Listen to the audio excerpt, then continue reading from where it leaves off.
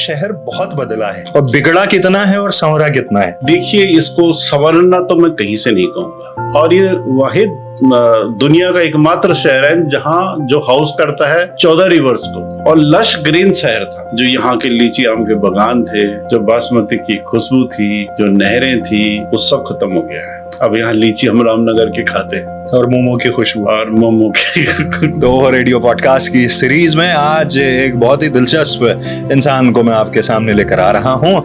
देखिए, इनका अगर प्रोफाइल वाइज बात करें तो इस वक्त पे वाइस चांसलर हैं स्वामी राम हिमालयन यूनिवर्सिटी के। जो विश्वविद्यालय है, जो स्वामी राम जी की परिकल्पना थी, उसका एक स्वरूप है। और ये जो विश्वविद्यालय है, ये चलता है वैल्यूज, और इसका जो मूल मंत्र है वो है कि लोगों की सेवा करना है, लव सर्व एंड रिमेम्बर। खास करके पहाड़ के लोगों के लिए, क्योंकि उनके दिमाग में पहाड़ के लोग, जिनके लिए शिक्षा, आज भी टोली में कैंपस है हमारा एक दूर इलाके में जहाँ पैदा हुए थे, उसको चलाते हैं। और जिनको अपनी बागडोर देके गए हैं डॉक्टर विजय दसमाना को, वो बिल्कुल उन्हीं सिद्धांतों पर उसको आगे ले जा रहे हैं। तो एक टीम है पूरी जो उसको आगे ले जाती है। ये वैली राइटर्स के लिए, क्रिएटिव लोगों के लिए। मिस्टर संजीव चोपड़ा है, वैली ऑफ वर्ड्स। उन्होंने कहा भाई यहाँ लिटरेचर के लिए जाना जाता था, हम करते क्या है लिटरेचर के, अब तो कोई कुछ नहीं करता है। तो ही रिवाइव्ड ऑल दिस। तो उसने कई लोगों को जोड़ा। आजकल मैंने सुना है लिफाफों में QR कोड आ रहे हैं। हाँ आ रहे हैं। मेरी जो PS है वो लाई इनविटेशन कार्ड। मैंने देखा ये कहाँ है, देख लेता हूँ कहाँ जाना पड़ेगा। तो मैंने जैसे ही उस पर लगाया तो उसमें गूगल पे वो भी डेस्टिनेशन मेरी थी। मैंने कहा देखो, फिर मेरे मन में आया मुझे लिखना चाहिए क्योंकि उनको भी पता है आना तो संभव है नहीं। संभव है, पैसे भेज दो, पैसे आप भेज दो। स्टार्टअप के साथ एक वर्ड और हो सकता है, स्टार्ट अर्ली। हमें अभी जरूरत इस बात की है कि हमारे पूरा कहते हैं ना अपसाइड डाउन, हमको पूरा चेंज करना पड़ेगा ये। नहीं तो हम ऐसे ही ये फ्रस्ट्रेटेड भीड़ इकट्ठी करते रहेंगे। रामलीला में जो सबसे अच्छा कैरेक्टर है तो हनुमान का है। हनुमान का कैरेक्टर इसलिए अच्छा लगता है, लॉयल होना तो एक अच्छी बात है जी, बहुत अच्छी बात है। लॉयल अगर आपको भी दरकार होती है, हमें भी होती है। सही आदमी के साथ लॉयल होना बहुत बड़ी बात है। और जो थोड़ी बहुत फ्रस्ट्रेशन आई भी होगी तो लंका फूक दी, वहाँ निकाल दी। कृष्ण दिखाया उसने, क्या समझते हो, फूक दी लंका और लोग ताली बजाते हैं। पहला प्रणाम, नमस्कार आप सभी लोगों को। मैं हूं आरजे काव्य और ये है ओहो रेडियो पॉडकास्ट। तो ओहो रेडियो पॉडकास्ट की सीरीज में आज एक बहुत ही दिलचस्प इंसान को मैं आपके सामने लेकर आ रहा हूं। देखिए, इनका अगर प्रोफाइल वाइज बात करें तो इस वक्त पे वाइस चांसलर हैं स्वामी राम हिमालयन यूनिवर्सिटी के।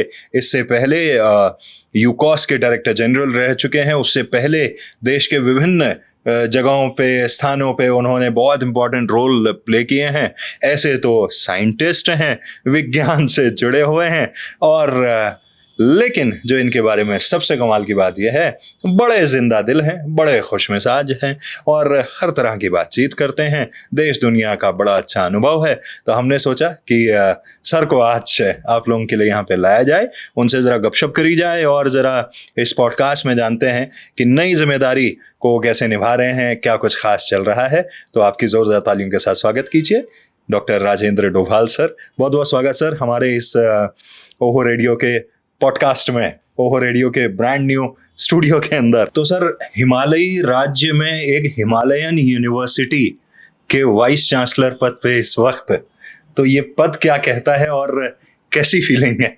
देखिए, ये पद जो है, ये पद ही नहीं है जी। ये जो विश्वविद्यालय है, हाँ, ये स्वामी जी की, जो स्वामी राम जी की परिकल्पना थी, उसका एक थोड़ा बड़ा स्वरूप है। परिकल्पना तो बहुत बड़ी है, और ये जो विश्वविद्यालय है, ये और विद्यालयों के समान नहीं है। ये चलता है वैल्यूज पे, और इसका जो मूल मंत्र है वो है कि लोगों की सेवा करना है, love serve and remember. 3 buzzword हैं इसके, लव सर्व एंड रिमेम्बर। और वो कहते थे, देखिए 94-5 में, 89 में वो आ गए थे। ये परिकल्पना करना कि प्राइवेट सेक्टर में मेडिकल कॉलेज, वो भी पहाड़ में उन्हें जमीन नहीं मिली, बहुत घूमे। तो फिर देहरादून के जॉली ग्रांट पे क्या रहा होगा उस समय, उसको चोर पुलिया कहते थे। अच्छा, उस जगह का नाम चोर पुलिया था। वहाँ चोरी हो जाती थी, लूट जाता था। वहाँ पर बड़े संघर्ष के बाद उन्होंने अपने फॉलोअर से चंदा ले लेके वो medical college first in northern India create किया। मेडिकल कॉलेज को 30 साल हो रहे हैं। उस परिकल्पना को आगे ले जाते आज जो विश्वविद्यालय का स्वरूप है, तो वहां पर ये विश्वविद्यालय नहीं है कि आप गाड़ी में झंडा लगा के घूम रहे हैं, एक पुलिस वाला लेकर के वाइस चांसलर घूम रहा है। आप वहां देखेंगे तो हर लोग आपको पहले प्रणाम करेंगे, किसी डॉक्टर के पास जाएंगे। हमारे यहाँ कोई मनी मेकिंग नहीं है। हमारे यहाँ अगर जो आयुष्मान है, देखिए, और हॉस्पिटल में आयुष्मान नहीं चलता। हम देश में नंबर 1 है। अच्छा। सारे देश में 3 साल से। तो क्यों है कि हम उनका सेवा भाव रखते हैं। इन जिम्मेदारियों के साथ उस पद पर आज के जमाने में रहना एक बहुत बड़ा चुनौती है। तो मैं जानबूझ करके वहां गया जी, इसलिए गया कि मुझे लगा कि आज जिन वैल्यूज का जो खास करके प्राइवेट सेक्टर में आप तो देख रहे हैं, उसको अगर बचाए रखना है तो इस तरीके के केंद्र, संभवतः स्वामी जी का आशीर्वाद होगा जो मैं वहां पर हूँ। तो ये दूसरे किस्म का पद है। ये इस तरीके का पद नहीं है जैसे लोगों के मन में ये परिलक्षित होता होगा। तो मैं समझता हूँ ये आपके बात का सही जवाब है जी। वो वहाँ पे एक सिंप्लिसिटी है, सेवा भाव है, वैल्यूज हैं, एथिक्स हैं और सेवा भाव है, खास करके पहाड़ के लोगों के लिए।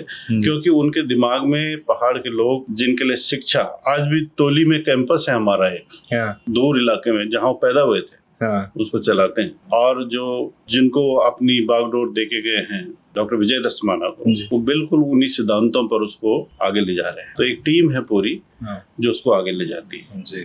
तो ये एक उस तरीके का नहीं है जैसे आप देखते होंगे फ्लाम्बायंस। तो मैं पहले भी ऐसा नहीं था, आपने देखा होगा। तो मेरे लिए यही सूट करता है जी। तो ये शहर आपने तो बचपन से देखा है इसको। जी। जिस जगह पे हम बैठे हैं, चलिए इसके सामने तो ये FRI है, तो मैं उम्मीद करता हूँ कि ये जंगल हमेशा फॉरएवर ऐसा ही रहेगा। लेकिन ये शहर बहुत बदला है। आपकी नजर में कितना बदला है और बिगड़ा कितना है और संवरा कितना है? देखिए, इसको संवरना तो मैं कहीं से नहीं कहूँगा। ये एक वैली है, वैली थी, और वैली का रूप तो कोई खराब कर नहीं सकता इसका। और देखिए, यहाँ पर वैली का एक नेचर होता है कि जैसे इसको थोड़ी सी वार्मथ मिलती, क्योंकि नहरें थी, एक कैनालों का शहर था। आज ये सारी कैनाल्स बंद हो गई हैं, उसके ऊपर सड़कें हैं। जहाँ हम बैठे हैं इसके नीचे कैनाल है। इन कैनालों से भाप बाहर निकला करती थी। और ये सारी, आपको शायद पता भी नहीं होगा कि जो ईस्ट और वेस्ट कैनाल आप सुनते हैं, ये देहरादून ईस्ट और वेस्ट में, पछुआ दून और दून जो आप सुनते हैं, इसमें 14 रिवर्स हैं। अच्छा। 14 रिवर्स हैं। 7 तो शायद शहर के अंदर, 7 इधर से हैं, ईस्ट से, कहीं पूर्व से, और 8 दूसरी तरफ से हैं। अच्छा। एक नदी का ओरिजिन नरेंद्र नगर भी है, कुछ का मसूरी है। अच्छा। और ये वाहिद दुनिया का एकमात्र शहर है जहाँ जो हाउस करता है 14 रिवर्स को। अरे बाप रे। कैनाल्स, इनकी जो एकदम से पानी यहाँ हर हफ्ते पानी गिर जाया करता था, और लश ग्रीन शहर था। आप देख नहीं सकते थे बहुत आगे तक। मतलब अगर आप समझिए IMA आना तो ख्वाब होता था। आदमी घबरा जाता था, मैं कहाँ आ गया। और उनको भी सोचना, 1905 में जिसने FRI बनाने की सोची होगी, जो डेट्रिक ब्रैंडिश यहाँ पे 1893 में आया था, जो एग्रीकल्चर कमीशन बनाने के लिए, इनफैक्ट ही रिकमेंडेड दिस, और सहारनपुर से लाया गया यहाँ पे।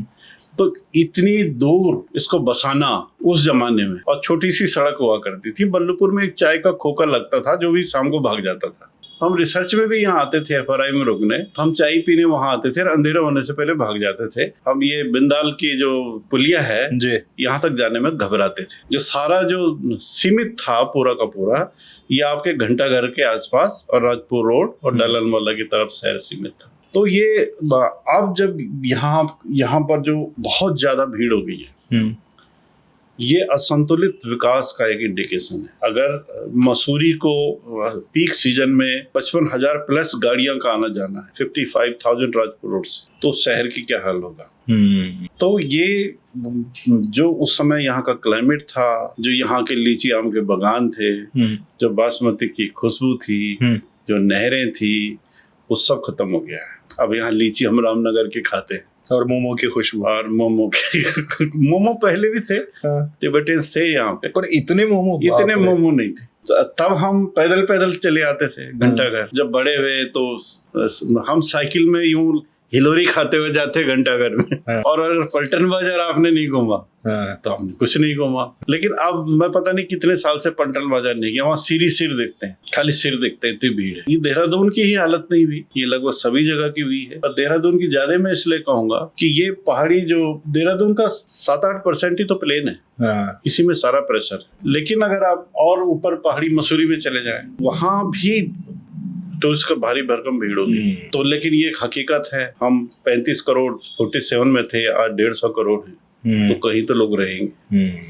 एंड स्पेशली जब फ्लाइट से जॉलीग्रांट से उड़ते हैं तब वो सूखी नदियां बहुत दिखती हैं, हाँ, है ना, वो जंगल के बीच में कई जगह सूखी नदियां दिखती हैं, और उस टाइम पे कितनी अच्छी लगती होंगी। लगता फ्लाइट से, हम तो तब थी भी नहीं फ्लाइट यहाँ।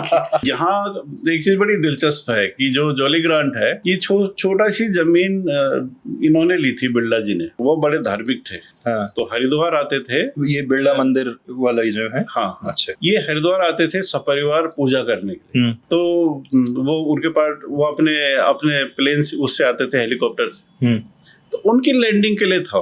अच्छा, उनका एक घर है आगे जंगल में, अभी भी शायद है संभवतः, या फॉरेस्ट डिपार्टमेंट का जहाँ पे गेस्ट हाउस है उसके नीचे घर है, तो वहां पे लैंड होते थे। और उसके बाद वो अपने घर जाते थे, फिर पूजा वूजा करके वहां से उड़ के चले जाते थे। तो उसको बाद में संभवतः जब इसकी बात चली इसको एयरपोर्ट बड़ा करने के लिए, तो जब राज्य बना तो उन्होंने बड़ी दिलचस्पी ली पंडित नरेंद्र तिवारी जी ने कि इसको बड़ा एयरपोर्ट बनाया जाए। तो उनसे मांगा टेलीफोन करके उन्होंने कि हमको दे दो। इसका उद्भव ऐसे हुआ, और धीरे धीरे करके पहले एक डेक्कन की जहाज चलती थी यहाँ से, छोटी वाली, एयर डेक्कन। जब मैं आया था तो डेक्कन ही चलती थी जी। ये तो रिसेंट डेवलपमेंट है, 15-17 साल का, जो ये 15 नहीं 10 साल का, जो अब ये एयरपोर्ट बड़ा हो गया, अब इंटरनेशनल बनेगा, बाहर भी फ्लाइट चलेंगी। लेकिन पहले तो आप सोच भी नहीं सकते थे कि ऐसी फ्लाइट्स यहाँ पे, तो इस चारों तरफ से वो हुआ है ना। हाँ, रेल की पटरी उतनी है और वही है, मतलब देहरादून का एयरपोर्ट, वो जो रेलवे स्टेशन है वो वही है, वही वैसा ही है। तो आपने वैली की बात करी, और वैली ऑफ वर्ड्स आपका तो बड़ा अच्छा एसोसिएशन है, उसको कैसे देखते हैं? And at the same time ये वैली राइटर्स के लिए, क्रिएटिव लोगों के लिए, रस्किन बॉन्ड जैसे लोग आसपास रहते हैं, उनकी वैली थी, तो अचानक से ये क्रिएटिव लोगों से ये कॉन्ट्रैक्टर्स की वैली होते चले गई। देखिए क्या है कि आप पता नहीं मेरे साथ ही ये होता है, क्या होता है कि मैं बेसिकली मैं एक कैरियर साइंटिस्ट हूँ जी, लेकिन मेरे जो आयाम है वो पता नहीं कहाँ से इतनी जगह में फंस जाता हूँ। तो एक दफे ऐसी बातें हो रही थी कि ये मिस्टर संजीव चोपड़ा है, तो ये काफी है, तो वैसे IAS अफसर थे, हमारे यहाँ डेपुटेशन पे रहे भी कुछ समय इंडस्ट्री में, और अच्छे काम भी किया उन्होंने। तो एक थॉट यहाँ पे उनके दिमाग में है, कोई पढ़ने लिखने वाले बहुत हैं, बेसिकली हिस्टोरियन है, किताबें आदि लिखते हैं, लेकिन काफी दखल रखते हैं पढ़ाई लिखाई में, और कनेक्शंस भी हैं अच्छे पब्लिकेशन हाउसेस से, राइटर्स से। लेकिन हम भी नौकरी में रहे, वो भी नौकरी, तो कितना समय मिलता है इन चीजों के। लेकिन ये हुआ कि इनके दिमाग में यह आया कि ये जो जगह जानी जाती थी देहरादून, एक तो डिफेंस के लोगों कारण जानी जाती थी, बड़े बड़े जो आर्मी के अफसर्स होते थे, बड़े बड़े राइटर्स होते, वो यहाँ रहते थे, वो मिलते थे। पता, अगर आप पिछला जो यहाँ के लोगों से पूछे, मैं उनके साथ बैठता हूँ, तो एक उनका होता था शाम को अपना हाथ में डंडी लेके घूमना पूरा, फिर उसके बाद जो है एक गिलास विस्की लेना, उसमें फिर मिर्ची डालना, अच्छा हरी मिर्ची, और फिर बैठना, बातें करना, फिर डाइनिंग करना। यहाँ के जो एस्ले हॉल है, इसके जो पुराने दुकानदारों से पूछेंगे जो पुराने हैं, तो ठीक 11 बजे अपने शटर डाउन करते थे, कॉफी टाइम। अच्छा, फिर सारे दुकानदार आपस में कॉफी पीते थे, फिर वो उसको शटर को खोलते थे 11:30 बजे, फिर प्रॉपर लंच होता था 1 बजे, फिर शटर, मतलब शीशे दिख रहे हैं जैसे यूरोप में होता है, सब दिख रहा है दुकान, लेकिन बाहर लिखा हुआ क्लोज्ड। फिर 3 बजे आते हैं, जैसे अभी नटराज के आप जाएंगे जी, वो अभी भी ही ऑब्जर्व सेम प्रोटोकॉल, उसका भी कॉफी टाइम होता है, उसके भी शटर डाउन में लगे, आपको 3 बजे से नहीं मिलेगा वो, अरोड़ा साहब। तो इन लोगों के बीच में बैठ के मुझको ये सब ज्ञान प्राप्त होता है। अच्छा, तो coming back to the value of words, तो उनके साथ उन्होंने कहा भाई यहाँ लिटरेचर के लिए जाना जाता था। हम करते क्या है लिटरेचर के लिए? अब तो कोई कुछ नहीं करता है। पुराने तो चले गए। तो ही रिवाइव्ड ऑल दिस। तो उसने कई लोगों को जोड़ा। मैं I happen to be one of the trustee, 2-3 trustee हम उसमें, और बोर्ड ऑफ गवर्नर्स में। तो फिर मैंने उस समय कहा कि इसमें एक साइंस वर्टिकल्स करेंगे, साइंस वर्टिकल। तो फिर मैंने उसमें साइंस वर्टिकल पहले ही उससे शुरू करना, आयोजित करना शुरू कर दिया। तो उसमें हम जैसे लास्ट ईयर हमने environment versus development, new education policy लिया हमने। तो ये हम कई इश्यूज लेते हैं। उसमें हम गवर्नमेंट के ऑफिसर्स को भी बुलाते हैं, एनजीओज को भी बुलाते हैं, ब्राइट स्कॉलर्स को बुलाते हैं। अब जैसे इस समय जो मेरा वर्टिकल काम कर रहा है, वो काम कर रहा है एआई से क्या चैलेंज आएगा। अच्छा। जैसे चाइना ने एक हॉस्पिटल शुरू कर दिया जो एआई बेस्ड है। उसमें अभी ट्रायल बेस पे डॉक्टर भी रोबोट है, नर्स भी रोबोट है, पेशेंट भी सब रोबोट है। अच्छा। ठीक है। अब वो ये कहते हैं कि ये 1 महीने में जो काम कर रहे हैं रोबोट, वो वैसे हॉस्पिटल 20 साल में करते हैं।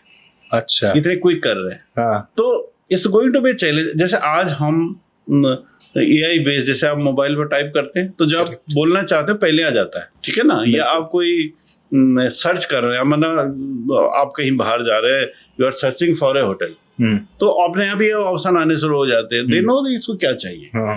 या आपका मोबाइल है तो आप उसमें जैसे आप पेटीएम करते हैं, कुछ आप खर्चा करते हैं, कुछ ऑर्डर करते हैं, आपका प्रोफाइल उसमें है, आपके फोटोज हैं, आपके फेसबुक पोस्ट हैं, वो अपने आप आपको मैप कर रहे हैं कि आरजे क्या है, इसको क्या चाहिए। तो आपके पास वही नोटिफिकेशंस आएंगे जो आपको पसंद आएंगे। अगर आप गजल सुनते हैं तो गजल चलना शुरू हो जाती है। तो ये एआई बेस्ड जो सोसाइटी आगे आने वाली है, इस पर हम इस समय सेशन करेंगे, आप जरूर आइए। बिल्कुल। तो उसमें हम ये डिबेट करेंगे कि इसमें क्या होने वाला है, हमें क्या चैलेंज आएंगे। भारत जो बहुत बड़ा देश है, क्या इसके युवाओं के हाथ में जॉब नहीं रहेंगे, या इनके हाथों में ज्यादा जॉब आ जाएंगे। जब कंप्यूटर लाए थे तो कहा गया था लोग बेरोजगार हो जाएंगे। लेकिन इनफैक्ट कंप्यूटर आने से जॉब कई गुना बढ़ गए जी। बनाने में ही अच्छी खासी मैन पावर लगी, सॉफ्टवेयर में लगी, ऐप में लगी। तो अब ये देखना, again this is going to be challenge. तो इसमें करेंगे। तो वैल्यू ऑफ वर्ड में हम लोग बेस्ट जो 8 ऑथर्स होते हैं उनका अवार्ड करते हैं। आप सोचिए, हमारे लोग करीब 300 किताब पढ़ते हैं हर साल, पर डे एक किताब पढ़ते हैं। Then they debate many times, then they fine tune 8 authors, फिर उनको 1-1 लाख रुपए का नाम मिलता है। अच्छा। तो इसमें बड़े अच्छे ऑथर्स आते हैं, बड़े अच्छे डिबेटर्स आते हैं, पॉलिटिशियंस आते हैं, पार्लियामेंटेरियंस आते हैं। दे डिबेट। हम उनको कई बार हमें डिबेट देते हैं, क्या पार्लियामेंट में डिबेट ज्यादा अच्छे होते वैसे डिबेट से, या इसमें हम आप उसमें डिबेट कराते हैं, उसमें क्या खाली पार्लियामेंटरी नहीं होते हैं, बड़ी जोरदार डिबेट होती है, बहुत मजा आता है। तो कई जो इश्यूज है उसमें, जैसे एक मिलिट्री का वर्टिकल होता है, डिफेंस का, तो उसमें हमारे जो डिफेंस के कई ऐसे सर्वाइवर है अभी जिन्होंने 71 लड़ा है। अच्छा। तो वो एक जनरल पन्नू है, तो आते हैं और बहुत ही अच्छी उसमें होती है, बुक्स की वो होती है, बुक्स के बारे में सेशंस होते हैं। तो ये सब होता है उसमें। तो 2 दिन का ग्रैंड वो होता है, 3 दिन का था, अभी हमने इस साल 2 दिन का रखा। बढ़िया। तो एआई की आपने बात करी और एआई बड़ा हॉट टॉपिक है इस वक्त पे। एक और चीज है क्यूआर कोड। पुराने जमाने में पिक्चरों में जो है कोड बताए जाते थे, कोई बम लगाने के, इसके उसके। आजकल मैंने सुना है लिफाफों में क्यूआर कोड आ रहे हैं। हाँ आ रहे हैं। और आपकी एक तस्वीर मैंने फेसबुक पे देखी, एक कोट पहने हुए और बिल्कुल मस्त मलंग वाली। ये क्या चक्कर है क्यूआर कोड का? अच्छा, ऐसा है कि भाई हमने तो गांव की शादियों में भी नाचे हैं जी। तो शादी में जब कोई बुलाता है तो बहुत पहले से लोग तैयारी करते हैं। महिलाएं कहती है भाई मैं कौन सी साड़ी पहनूंगी, ड्राई क्लीन करा दो, मैं कौन सा गहना पहनूंगी।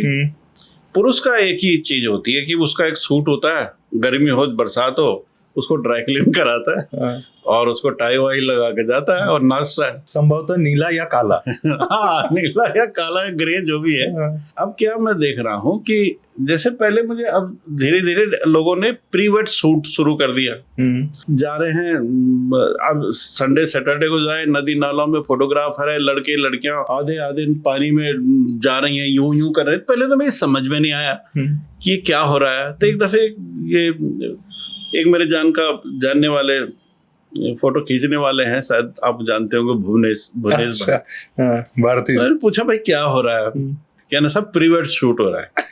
वो दिखाते हैं ना मेन शादी, उसमें तो किसी को बुलाने का तो मतलब ही नहीं है, तो उनका अपना जाति मामला है। उसके बाद क्या हो गया, लोगों के पास संभवतः पैसे काफी हो गए, तो डेस्टिनेशन मैरिजेस हो रही जी। अब किसी किले में हो रही है, ज्यादातर राजस्थान में हो रही है। अब वहाँ, अब अगर आपको किसी ने आपको बुलाया, ठीक है, तो भाई अभी मुझे एक शादी में जाना है, मैंने कल ही 85,000 रुपए का टिकट कराया। अच्छा, डेस्टिनेशन वेडिंग का। अब क्या करूं, दूसरे की शादी का, दूसरे के अपना ही है, नहीं जाऊंगा तो बहुत नाराज होगा। घर आया था, इतने रुपए का तो आपने टिकट ले लिया, फिर उतने हर इवेंट में एक नया थीम सूट होना है, वो भी लिख के देते हैं। इसमें कुर्ता पैजामा ही होना है, आप सूट पहन के नहीं आ सकते। इसमें धोती पहनेंगे आप, इसमें सूट पहनेंगे। अब इतना लेके ढोके भी जाओ उसको वहां पे। अच्छा, फिर अब कितना 3 दिन तक क्या हालत होगी आदमी की। उसके बाद आपको एक एसयूवी भी चाहिए, क्योंकि ऐसा तो है नहीं भाई आप 80,000 1 लाख रुपए का इटालियन जूता पहन के ओला से निकल रहे, तो लोग सोचेंगे ये जूता नकली है, ठीक है।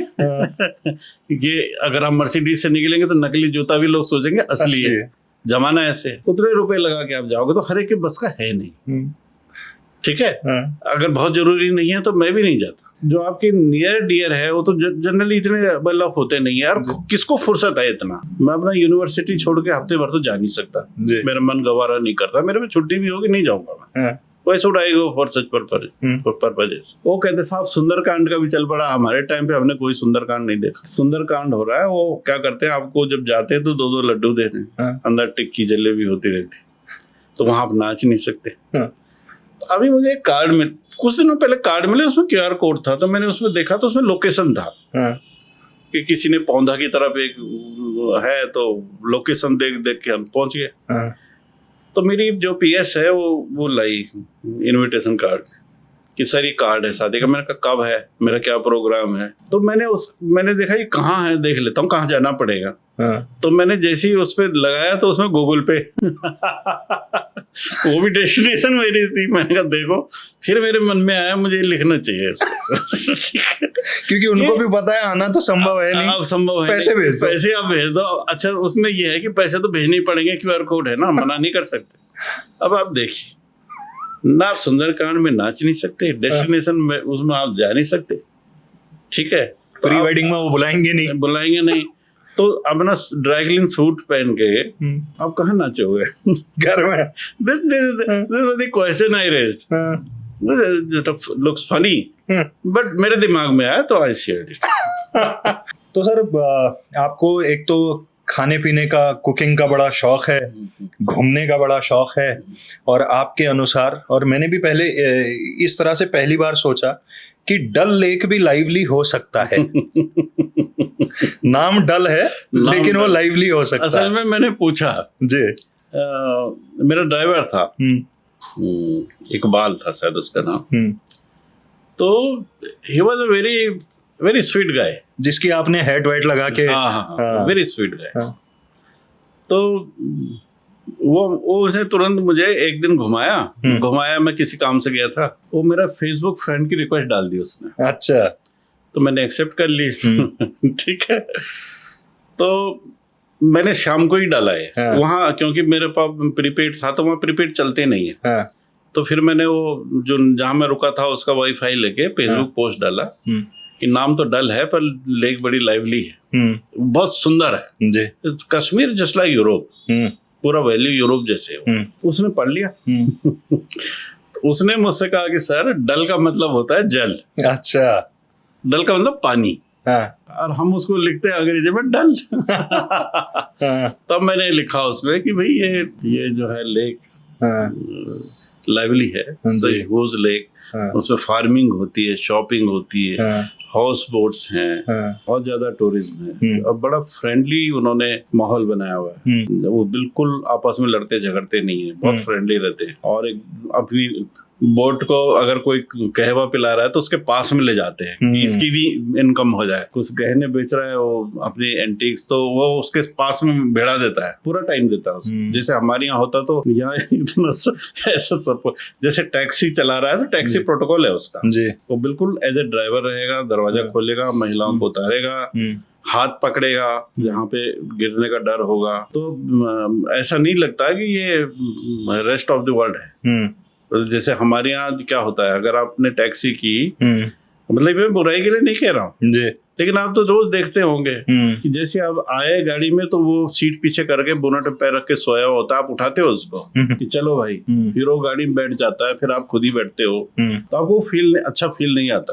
तो इतना तो है कि वो उन्होंने लाइवली बनाया हुआ पूरा, हर चीज को दिलचस्पी से घुमाते हैं, सजेस्ट करते हैं, रेट फिक्स है, बिल्कुल आपको लूटेगा नहीं हो, इक्का दुक्का कुछ होता होगा, लेकिन टूरिस्ट के हिसाब से उन्होंने उसको अच्छा रवा दवा किया हुआ। ये एक्चुअली मैंने भी ना, जो आप कह रहे हैं कि वो बोट में आते हैं और वो पिलाने के लिए, और ऐसे हम एज अ स्टेट, क्योंकि हम भी टूरिज्म पे मैक्सिमम डिपेंडेंसी तो वही है, हम दुनिया में जा रहे हैं देखने कि वहाँ क्या हो रहा है, और अपने ही देश में एक इतना अच्छा एग्जाम्पल है। तो हमारे यहाँ इतनी झील है, चाहे वो नैनीताल की हो, नौकुचिया ताल हो, भीमताल हो, अब तो टिहरी की लेक है, वो चिन्याली सौड़ तक। इसका क्या यूटिलाइजेशन हो रहा है 50 साल से? मेरे ख्याल से सिर्फ फोटो खिंचाने के अलावा और कुछ तो क्या हम सीख नहीं सकते ये बाकी जगहों से? देखिए, ऐसा होता है कि मानसिकता होती है एक। देखिए, लोग कहते हैं सरकार जी, देखिए सरकार आपका दिमाग नहीं बदल सकती, कोई भी सरकार, भगवान भी आ जाए। जैसे आप आरजे बने जी, तो क्या किसी सरकार ने बनाया? आपने इतना अच्छा सेटअप, मैं आपको पहले दिन से जानता हूँ जी। ये आदमी का अपना माइंडसेट होता है। हमारे यहाँ की जो मेजॉरिटी ऑफ द पॉपुलेशन है उसको माइंडसेट है ही नहीं। I have concluded this. इसीलिए मैं ऐसे किसी सम्मेलन में नहीं जाता। मैं वहां पे किसको लाऊं? मना टीरी का जो झील के जो चारों तरफ है, ओरिजिनल प्लान अगर कोई देखे जो रशियंस ने बनाया था, तो उसमें चारों तरफ रोड है। अच्छा, अच्छी खासी चौड़ी पूरा रोड है झील के चारों तरफ। हाँ। लेकिन रशियन तो बना के चले गए थे, पैसे हमारी सरकारों के पास नहीं थे, तो उन्होंने झील बिजली तक उसको रख दिया। लेकिन अगर आप कल्पना कीजिए, जैसे स्विट्जरलैंड में झील है, आप माउंट एटलस के रूट से आप पूरा आगे ट्रेन से जाते हैं, जब वापस आते हैं जी ज्यूरिख के लिए, तो ल्यूजर्न और उसके आगे के जो पूरे टाउन्स आते हैं झील के किनारे, उनकी सारी वाइनरीज, गांव है, सड़क है, रनिंग वाटर पे बिजली बनाते हैं, फिशिंग करते हैं, साइकिलिंग करते हैं, वो वहीं रहते हैं, खुश रहते हैं। वहीं डेयरी है, अपनी गाय है, फार्मिंग, वाइन बनाते हैं, वाइन पीते हैं, बोटिंग करते हैं। ठीक है, इससे सुंदर झील तो नहीं है उनके पास जो हमारे पास, वो भी शायद काफी बड़ी है, कई किलोमीटरों में, लेकिन उनका एक इकोसिस्टम है। सब आदमी वहीं के हैं, उसी काम को करते हैं। अब मैं यहाँ किसी को एक जमीन दे दूं, वहां पे वो किसी को किराए में देके भाग जाएगा। मैं आपको एक छोटा एग्जांपल देता हूँ अपना। मैं एक बार कौसानी गया जी एक मीटिंग में, तो वहां पे एक भाई आया, बगल के गांव में रहता था। उसने कहा, साहब मेरे को एक ग्रीन हाउस सैंक्शन कर दो, मैं इतनी की सब्जी उगाऊंगा, इतना उगाऊंगा। वो पढ़ा लिखा था, ठीक ठाक था, यंग साइड में। मेरे हाथ में था एक प्रोग्राम, मैंने उसको दे दिया। मैंने उसको यहाँ आया, प्रपोजल लिया, उसको सैंक्शन किया। तो मेरी आदत है, मैं वहां जाता जरूर हूँ। मैं फिर गया पैदल उसके गाँव, देखा उसने सच में बहुत शानदार प्रोग्रेस की, बहुत अच्छा लगा मुझे। मैंने कहा, देखो, मैंने उसका एग्जाम्पल इसी मोड के एक सेशन में, मैं माइग्रेशन पे शायद चेयर कर रहा था काठमांडू में, वहां मैंने उसका स्लाइड दिखाया, मतलब वहां बोला कि ऐसा नहीं है। और जब मैं वापस फिर वहां गया तो मैंने कहा, वो कहाँ चला गया ये ग्रीन हाउस वाला? उसका, साहब वो तो हल्द्वानी चला गया। उसने मेरे को दे दिया ये 20,000 रुपए में, 20 में 1,000 उसको देता हूँ, बाकी ऊपरी अर्निंग मेरी है, वो बच्चे पढ़ाने चला गया हरिद्वार, उसने छोड़ दिया। तो मैं बहुत डिसहार्टन हुआ कि उसको उसकी मानसिकता वहां रहने की थी ही नहीं। उसको जैसे ही पैसे मिलने शुरू हुए उसने सबलेट कर दिया उसको। आप इसमें चले जाइए मसूरी से चंबा रोड पे काणाताल में एक बहुत अच्छा एक हर्मिटेज करके एक होटल है, रेस्टोरेंट है, कभी जाइए, मॉडर्न। मैं जब कभी जाता था तो वहाँ पे लंच करता था, मुझे बहुत अच्छा लगता था। पेड़ों के नीचे बैठ के खुले में धूप में, तो लेडी हेलो हेलो करके आई, तो वो मेरे से बात करने लगी। मैंने कहा आप कौन है? क्या नाम? मैं ओनर हूँ। तो आपको यहाँ कैसे लगता है? मैंने कहा मैं तो अक्सर आता हूँ। तो मैंने उसको पूछा कि आप कहाँ रहती हो? उसने कहा मैं ऑस्ट्रेलिया रहती हूँ, मेलबर्न। मेरा हस्बैंड रशिया रहता है, बाय द वे उसका हस्बैंड भी साइंटिस्ट था। उन्होंने कहा मुझे यहाँ आई मैं तो मुझे जगह पसंद आई तो मैंने ये बना दिया। यहाँ मैंने एक मैनेजर रखा हुआ है। बेसिकली मैं पंजाबी हूँ। अच्छा। और वो मेरे से पैसे नहीं लेती, मतलब हमारी एक तरीके से दोस्ती हो गई था।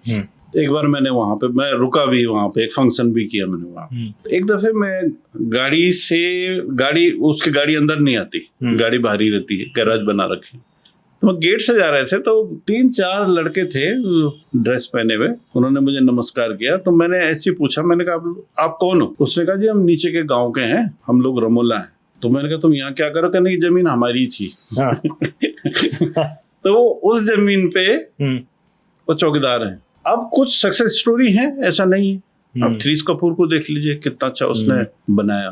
कौसानी में उसने बहुत लोग प्रमोट किए। बुराश कुमाऊं के इलाके में होम स्टे या छोटे लोन लेके बहुत अच्छे खड़े हुए हैं, ऐसा नहीं। लेकिन ज्यादा तो तर वो लोग हैं जिनका बहुत ज्यादा ताल्लुक वहीं से नहीं है। कोई कहीं से आया हुआ है, कोई यहाँ का है, बाहर है, फिर उसने किसी को मैनेजर लगा हुआ है, अपने आप कहीं रहता है। बाय एंड लार्ज जो एंटरप्रेन्योरशिप का जो गेम है वो होता है जो अपॉर्चुनिटी कॉस्ट से कॉम्प्रोमाइज करता है। माना आप एक रिस्क लेने वाले आदमी हो जी, आपके दिमाग में ठन गया कि मैं ये करता हूँ, आप लोग डिस्कस करेंगे कि देखो अगर हम उस वेंचर में जाते हैं, ये हम 1 करोड़ रुपए पर एनम कमा रहे हैं जी, माना वहां हम एक रिस्क ले रहे हैं, अगर हम फेलियर हो जाएंगे तो we will be losing 1 CR here. तो that is called opportunity cost. तो कम लोग होते हैं जो उस अपॉर्चुनिटी कॉस्ट से कॉम्प्रोमाइज करते हैं, वो डरते हैं। लेकिन जिसके अंदर एक वो होता है ना जुनून, वो अपॉर्चुनिटी कॉस्ट को नहीं गिनता। वो 2 ही किस्म के लोग होते हैं, एक तो जिसकी अपॉर्चुनिटी कॉस्ट जो नहीं गिनता कि नहीं मुझे करना है, hell with this my opportunity cost. एक दूसरा जिसको नथिंग टू लूज है, ठीक है, उसके ना मैं तो कुछ कमा ही नहीं रहा हूँ, देखते हैं इसमें फेल हो गए पास हो गए। हमारे राज्य में क्योंकि देखिए डिसास्टर प्रोन है जी, अगर आप चाहेंगे मैं थोड़ा आपको डिसास्टर पे जरूर बताऊंगा। डिसास्टर प्रोन है जी, फॉरेस्ट फायर्स हैं, पानी का इश्यू है, बहुत सी बातें हैं। एक उसने कुछ कर भी लिया तो अपॉर्चुनिटी कॉस्ट तो होती है। माना केदारनाथ रूट पे किसी ने पैसा लगा दिया और रूट बंद हो गया, तो डिसास्टर आ गया, तो उसका एक अपॉर्चुनिटी कॉस्ट गया ना। या उसने अगर रिस्क भी लिया जुनून से जी, तब भी गया। करेक्ट। ऐसे कई आपको एग्जांपल मिलेंगे अगर आप जाए। हमारे यहाँ सिक्योरिटी वाले जाते हैं, फौज में भर्ती हो जाए, पुलिस में हो जाए, कोई सरकारी महकमा मिल जाए आजू बाजू कैसे भी, वो उनका एक आखिरी गोल होता है सामान्यतः जो यूथ का। ये जो एंटरप्रेन्योरशिप वाला गेम है, ये बच्चों को जैसे वेस्ट में है वो कहते हैं कि higher education is not for all. आपको अगर रिसर्च करना है, हाई लेवल पर जाना है, ठीक है ना, तभी आप MSc BSc में दाखिला ले। किसी को प्लम्बिंग का शौक है, प्लम्बिंग में चला जाता है 12 के बाद, हाई स्कूल के बाद।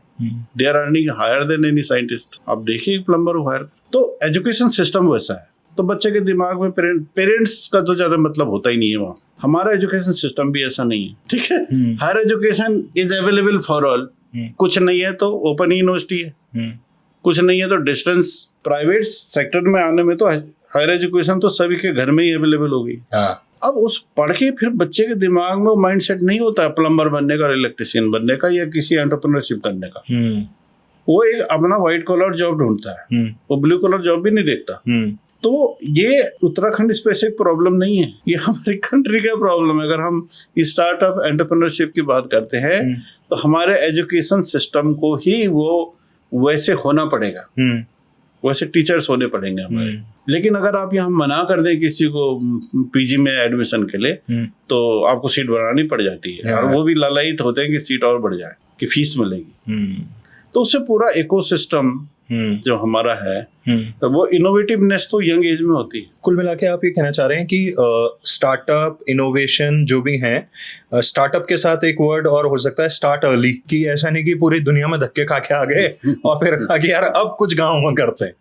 तब तक तो आदमी की एनर्जी और टाइम चला जाता है ना। आप देखिए ना, सारे आपके सारे प्लेटफॉर्म तो हैं। यूट्यूब क्या है? वो तो कुछ भी नहीं है अपने आप में। एक एग्रीगेटर है, कंटेंट हम आप सब लोग बना के दे रहे हैं। ओला, उबर, ये सब क्या है? ऐप है। वो कहीं बैठा है यूरोप में, अरबों खरबों कमा रहा है। इनोवेटिवनेस है ना। और अब ये ग्लोबल सर्वे कर दिया। अभी एक सर्वे भी अभी आया है कि जितने कहते हैं, एक जनरल वो है, हालांकि मैं उसको बहुत ज्यादा, क्योंकि मैं कोई ना पीछे बैठा कभी क्लास में, ना बहुत फ्रंट पे बैठा। फ्रंट पे बैठने में डंडे पहले पड़ते थे हमारे टाइम पे, पीछे बैठने वाले बच जाते थे या भाग जाते थे दरवाजे से, तो मैं बीच बीच में बैठता था सेकंड में। तो कहते हैं कि जो फ्रंट रोवर्स होते हैं वो होशियार होते हैं, और जितने जितने पीछे बैठते हैं वो कमजोर होते हैं।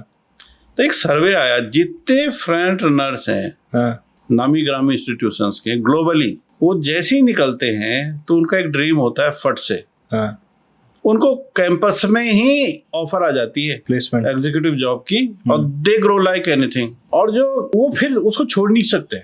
मैंने आपको बताया ना, उनको लगता है मैं कुछ और करूंगा तो मेरी अपॉर्चुनिटी कॉस्ट, मुझको अच्छी सैलरी मिल रही, कार मिल रही, बंगला मिल रहा है, ऑफिस है, तो मैं क्यों जाऊं, मेरी अपॉर्चुनिटी कॉस्ट पड़ जाएगी मेरे। तो वो उसी टनल पे जाके निकल लेते। अब जो दूसरे होते हैं वो सोचते हैं कुछ करा जाए, तो बड़े बड़े एंटरप्रेन्योर सब सारे वही हैं, ग्लोब में वही हैं, और वो इनको जॉब दे रहे हैं जो फ्रंट में बैठे हुए, अरे तुम्हें तो हम पहचानते हैं। ये अंतर है। तो आज जिस जमाने में हम रह रहे हैं, यहाँ का एनवायरनमेंट अलग है, लेकिन गवर्नमेंट की तरफ जॉब के लिए कोई नहीं भाग रहा है। हर आदमी चाहता है कि मैं भाई गवर्नमेंट की जॉब में कितने पैसे, हाईएस्ट से हाईएस्ट सैलरी कितनी मिलती होगी मुझे 3 लाख, 3.5 लाख, 4 लाख, और इनकम टैक्स कट के वो इतना आता है जितना एक ठेले वाला कमा लेता है। और जो आपका बच्चा होगा वो आपकी जितनी आपकी साल भर की सैलरी महीने में उठाता है। यहाँ की बात फर्क है, लेकिन जनरली जो दुनिया जा रही है वो इसी तरफ जा रही है। How to earn money sitting at home, by this way और बाय दैट वे। हमारा जो अभी इकोसिस्टम है यहाँ पे, उस तरफ कतई नहीं है। अभी हमारे बच्चे पढ़ लिख के बेंगलोर भागते हैं, विदेशों में भाग रहे हैं, बॉम्बे भाग रहे हैं, यही तो हो रहा है। सरकारी नौकरी में इसलिए नहीं हो जाते क्योंकि प्लेसमेंट कैंपस में हो जाती, तो बच्चे कुछ है फिर सरकारी के लिए ट्राई करते। तो that impacts our governance also. We don't find much of the bright minds in the government system. आप जाइए, इंटरेक्ट कीजिए वहां पे, आपको कई बार लगता होगा मैं कहाँ आ गया, आपको मतलब महसूस होता हो। बिल्कुल। लेकिन if you go to some good university, for example, एक अच्छे प्रोफेसर से आपका बैठना हो जाए, तो आप मेरे ख्याल से 5 मिनट के लिए जाते हैं, तो आप 1 घंटे के बाद आते हैं। हमें अभी जरूरत इस बात की है कि हमारे पूरा, कहते हैं ना, अपसाइड डाउन, हमको पूरा चेंज करना पड़ेगा ये, नहीं तो हम ऐसे ही ये फ्रस्ट्रेटेड भीड़ इकट्ठी करते रहेंगे। ये है सारा जो। ये आपने एक अच्छा वैलिड पॉइंट बोला कि कई बार हम ये कहते हैं कि गांव में नौकरी नहीं है इसलिए हम बाहर जा रहे हैं। उसकी जगह पे आपने वो अच्छा एग्जांपल कोट किया कि भाई कौसानी में एक आदमी को जॉब दे दी, जैसे ही थोड़ा संपन्न हुआ खिसक लिया। आई थिंक ये ज्यादातर जॉब्स के साथ आजकल ऐसा ही हो रहा है। एक बात इस बीच लगातार आ रही है भू कानून और ये सारी चीजों को लेके, 2 नैरेटिव है। एक है कि भाई ट्राइब्स वाला, कुछ लोगों का कहना है कि भाई चक्राता मुनस्यारी वो बेल्ट ट्राइब्स में है। कुछ लोगों का ये कहना है कि भाई जिस हिसाब से हमारी वो है कि पूरा उत्तराखंड ही एक तरह से ट्राइब्स है। अब उसमें भी 2 बातें, कुछ ये कहते हैं यूपी में होते हैं, आबादी में हम कम होते हैं, हमको पहले ही कुछ ना कुछ रिजर्वेशन हो जाता।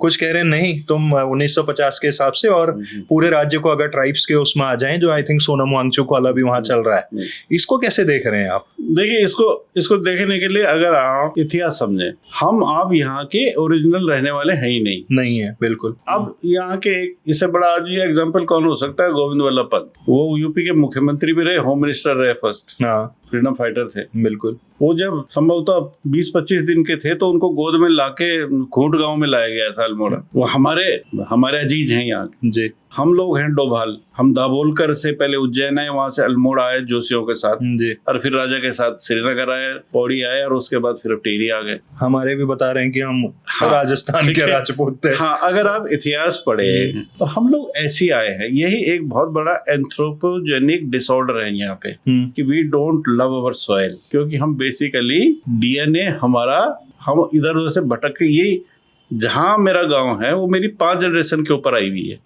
राजा के साथ हम लोग डोबा के थे जी। श्रीनगर के पास में, वहां से भी हम और जगह से आए थे, वहां से भी और जगह से आए। तो यहाँ आपने देखा होगा ना कि अक्सर कहा जाता है यहाँ का आदमी जमीन बेचने को तैयार है। क्यों है? किसी और को, किसी और स्टेट में देख ले। मैं तो मध्य प्रदेश में रहा, बेलाडीला कोल माइन का, वो कोल माइंस का ये करने जाता था, इंदौर जाता था, ये नर्मदा वाला जो ये है सारा, वहाँ का ट्राइबल आदमी अपनी गर्दन कटाने के लिए खड़ा रहता था। मुझे याद है आज भी, मैं अभी उनसे शेयर करता हूँ कई बार जब मंच मिलता है मुझे जी। अपनी झोपड़ी देने को तैयार नहीं रहता था। इधर लोग अपना कैसे मुझे अच्छा पैसा मिल जाए तो मैं दे दूं, निजात पाऊं। तो एक एफिलिएशन होता है अपनी उससे, वो वाली एफिलिएशन केवल किनको है? भोटियाज को है। ये जितने हमारे ट्राइबल के लोग, ये ओरिजिनल इनहेबिटेंट्स हैं यहाँ, उनकी आप जमीन खरीद के दिखा दीजिए, आप ट्राई मारिए कहीं। जो ओरिजिनल इनहेबिटेंट्स हैं हमारे बॉर्डर्स वाले हैं, वो ओरिजिनल है, हम लोग लाए गए। हाउएवर हम लोग 47 से पहले के हैं, इसमें तो कोई डिस्प्यूट नहीं। And this land belongs to us. भाई महाराष्ट्र में भी कहीं से आए होंगे ना, फिर वहां से भी कहीं से आए होंगे। तो इस पॉइंट को तो मैं खत्म कर रहा हूँ। जब हमारा संविधान बना था 50 में 26 जनवरी को, तो जो सिटीजनशिप उसने सबको दी वही हमारी होनी चाहिए उस वक्त जो जहां पर। बिल्कुल। अब हम लोग यहाँ के रहने वाले हैं, हम लोग अगर यहाँ के मूल निवासी नहीं होंगे तो यार कौन होगा? आप ये बताइए। हम लोगों को मेरे ख्याल से जो सर्टिफिकेट मिलता है वो मिलता है परमानेंट रेजिडेंट, स्थायी निवास जी। तो क्या हम मूल निवासी नहीं हैं? तो ये जो सवाल उठाया गया है ये बिल्कुल ठीक है, इसमें कहीं कोई गलत नहीं है, ठीक है। लेकिन अगर आपको स्थायी भी दे रहे हैं, मूल भी दे रहे हैं, अगर उससे कोई फायदा है तब तो बात करो। माना आपकी एक नीली टी शर्ट है, एक ब्लैक टी शर्ट है, दोनों अच्छी है, या हाँ ब्लैक टी शर्ट में कोई फायदा हो रहा है, कोई ज्यादा लड़कियां आपसे ऑटोग्राफ मांग रही है, तो तब तो आप ब्लैक पहन के निकलोगे। आपको उत्तराखंड के जो बेनिफिट्स है उसको दिखा के मिल रहा है। जो डिस्प्यूट है वो ये है कि स्थायी निवास के नाम पे बहुत ज्यादा लोगों को यहाँ पे ट्विन सिटीजनशिप बहुत ले, 2 डोमिसाइल बहुत लोगों ने ले रखा है। क्योंकि मैंने तो देखा है अपने करियर में, जो दूसरे स्टेट का ले रखा है यहाँ का भी ले रखा है। हमने तो किसी दूसरे स्टेट का नहीं ले रखा है भाई, हमारा तो यहीं का है। जो लोग ये बात उठाते हैं, जो लोग क्या मतलब, वो हम भी उसमें शामिल है, हम क्या मना थोड़ी कर सकते हैं। तो ये एक इश्यू है कि असल में बहुत सी मेरे जो व्यक्तिगत विचार है इस मामले में, बहुत सी कुछ गलत चीजें हुई हैं। माना उत्तरकाशी जिले को घोषित कर दिया आपने, शायद ओबीसी घोषित कर रखा उसको। अब जो उत्तरकाशी टाउन में जो लोग रहते हैं वो वैसे ही रहते हैं जैसे कोई टिहरी के टाउन में रहता है, मसूरी के टाउन में रहता है, देहरादून, वही ऐसी कॉलेजेस वहाँ है, ऐसी टाउनशिप वहाँ देवप्रयाग में, रुद्रप्रयाग में, अल्मोड़ा में, रानी, वैसे तो रहते हैं। लेकिन उत्तरकाशी वाला सारा वो रिजर्वेशन का फायदा ले जा देता है, वो जो दूर उधर रहते हैं, क्योंकि पढ़ाई लिखाई तो उत्तरकाशी में एक सेंटर्ड है। ऐसी एक टिहरी की एक जगह वहां भी डिक्लेयर किया हुआ है। तो उससे क्या होता है कि उसको फायदा मिल जाता है, मतलब जिसके लिए है उसको, तो जिसके लिए सोचा गया होगा वो नहीं है उस। और जो आप सबको लेने की बात कर रहे हैं, जो सबको ट्राइबल घोषित करने की बात कर रहे हैं, उसमें ये है कि अगर आपको वनाधिकार का वो मिल जाए राइट, तो उसमें हम सब जितना उत्तराखंडी हैं वो सारे के सारे हम ओबीसी में आ जाएंगे। देखें, अगर आप वनाच्छादित क्षेत्र में आ जाएंगे, जैसे नॉर्थ ईस्ट आता है या और जगह आती है, तो उनको वो स्टेटस मिलता है। तो उनको स्टेटस मिलता है central government jobs. So what we are fighting for is basically for jobs and reservation. मूल पे ये है। और दूसरा जो इसमें जो इमोशनल और भावनात्मक पॉइंट है वो ये है कि जब राज्य बना था, मैं भी यहाँ आया, मैं तो मध्य प्रदेश में था, मुझके ऊपर भारी जोर मारा गया कि अपनी स्टेट में आओ, क्योंकि हमारे यहाँ तो सब आपस में रिश्तेदारी है, दोस्ती उठाना बैठना है, और काम तो ऐसे हो जाएंगे, अरे भाई ये कर देना, वो कहा हाँ भाई साहब ये कर दिया, मैंने तो यहाँ तो कोई प्रॉब्लम ही नहीं होगी। इतनी खुशी खुशी आए, लेकिन यहाँ आके पता चला कि भाई ऐसा नहीं है जैसा आप सोच रहे थे। यहाँ भी वही व्यवस्था है जो सारे राज्यों में लागू है। यहाँ वही परेशानियां अपने काम करवाने बल्कि ज्यादा परेशानियां होती हैं। एक तो आदमी को ये मन में आता है कि यार अपनी स्टेट थी, मुझे ये धक्का क्यों खाना पड़ रहा है। जो मंत्री है, मुख्यमंत्री है या जो भी अफसर हैं, इनको तो हम जानते हैं ये फलाने का लड़का है, तो मेरे को धक्के क्यों खाने पड़ रहे हैं, मेरे को परेशानी क्यों हो रही है। एक उसके अंदर फिर वही आता है, हम राज्य के लिए इसलिए लड़े थे क्या। एक एडिशनल पॉइंट तो ये है। तो ये जो मूल अधिकार है, जॉब की रिजर्वेशन है, ये अगर ये चीजें नहीं होती, अगर ये भावना होती ही नहीं हमारे अंदर यहाँ पे कि भाई सब लोग मिलके काम कर रहे हैं राज्य के लिए, सब लोग, आपको हर आदमी एक पेज पे दिखेगा, तो तब ये भावना नहीं आती है। लेकिन अनफॉर्चुनेटली ये हुआ, बहुत ज्यादा हुआ है, क्योंकि ज्यादातर लोग माइग्रेट हो गए हैं नीचे की तरफ। तो ये एक बहुत बड़ा इंटरेस्ट ग्रुप खड़ा हो गया है, एक जाल हो गया है जिसमें बिजनेस है, ठेकेदारी है, इंटरेस्ट है, रिलेशनशिप्स हैं। अब आप रिलेशनशिप कैसे खत्म कर सकते। जैसे सहारनपुर था, तो सहारनपुर चलता था हमारे उत्तराखंड के, खास करके चमोली जिले के जंगलों से। लकड़ी कहाँ से, लकड़ी का काम होता था वहाँ, ठीक है। तो यहाँ से लकड़ी जाती थी, तो अब वहां से राशन आता था, और रिश्तेदारियां हैं आपस में। हमारी लड़कियां सहारनपुर भी हैं, सहारनपुर वालों की लड़कियां यहाँ हैं, उनके घर हैं यहाँ, सबके सहारनपुर वाले आते हैं, कहते जी तो हमारी जगह थी, आप लोगों ने हमको अलग कर दिया। वेरी इमोशनल, वेरी लंबी एक आपस में थी। तभी कई बार आप सुनते होंगे कि सहारनपुर को जोड़ने की बात चल रही है, उसकी पृष्ठभूमि वो है, कम लोग जानते हैं, लेकिन उस पे एकदम से अग्रेशन आ जाता है। ठीक है ना। देखिए ऐसा था ना कि वो हम पे डिपेंडेंट थे। अगर लकड़ी नहीं आएगी तो उनके सहारनपुर तो लकड़ी काम से जाना जाता जी। और अगर वहां से राशन पानी और वहां से पैसा नहीं आए तो फिर काम नहीं चलता था।